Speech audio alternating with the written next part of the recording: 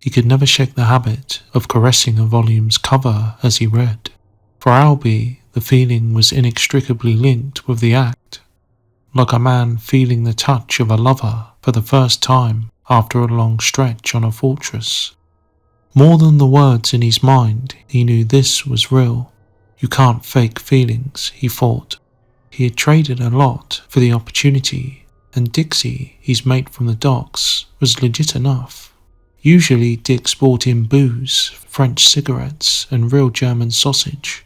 Not the Eurasian party muck, but the good stuff.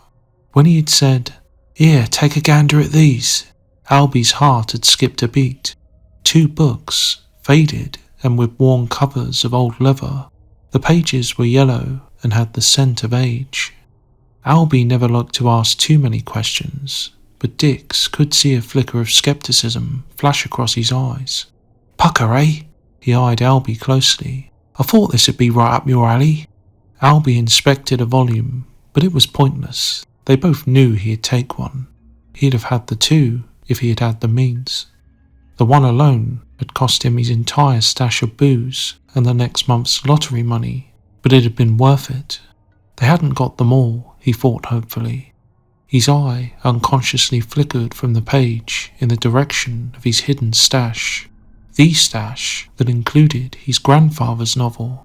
He'd have to get it out sometime after work tomorrow.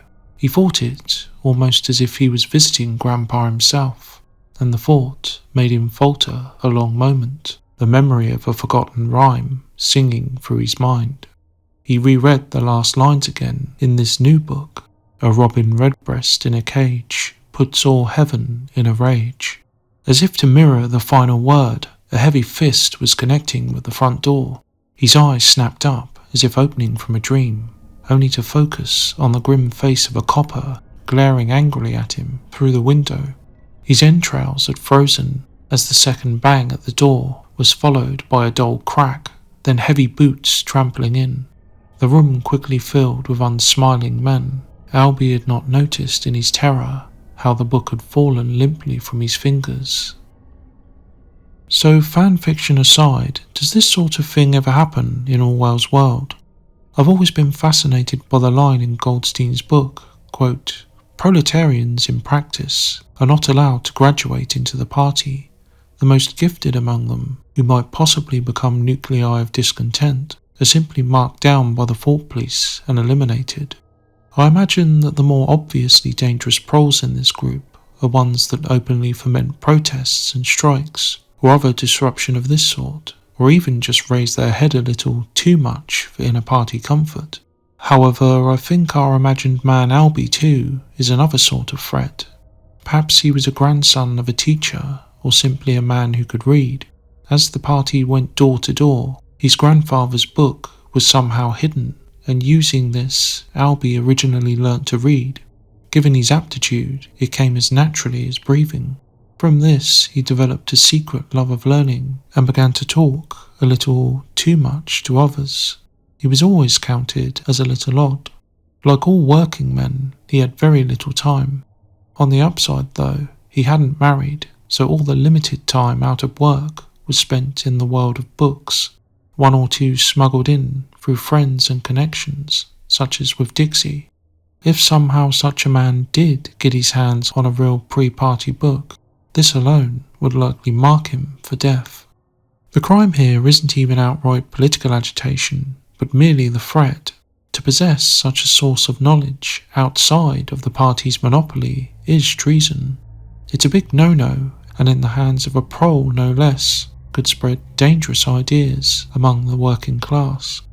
As Goldstein's book explains in universe, the proles are granted intellectual freedom as they have no intellect, at least for the most part. But what happens when one of them does possess an intellect? Well, I think we can guess. To start to deviate from the expectation, to read, for example, to start to think too much rather than just work, breed, and partake in the manufactured pleasures created for them by the party, would almost certainly spell doom for those like Albie. As I've mentioned before in previous talks, I suspect one avenue of information for the thought police and their patrols under them is the black market trading network. They'll have spies and informants here too.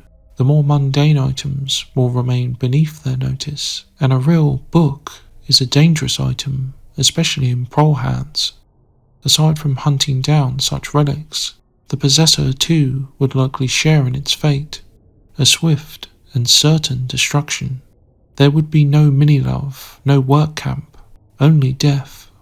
While I can't be certain, of course, and this type of video is by its nature speculative, we do know Orwell largely based his novel on the reality of the Soviet Union, and, as we know, anyone capable of posing intellectual opposition was deemed dangerous under Stalin's regime.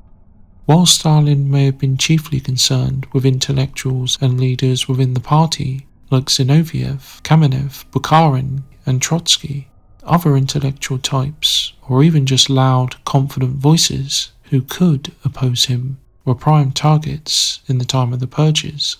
Under the party, I think, this would certainly have happened too. Every now and then, I suspect a situation like Albie's could happen. As efficient as the thought police are, perhaps some books and independent sources of knowledge survived, and if so, would gradually find themselves in the hands of those that desire them. Proles would likely have the best opportunities to get them, since they are generally beneath suspicion. Could they evade detection forever though, or would the eye of Big Brother focus on them eventually and see them hang for their treason? Tell us what you think in the comments section below, and remember, proles and animals are free.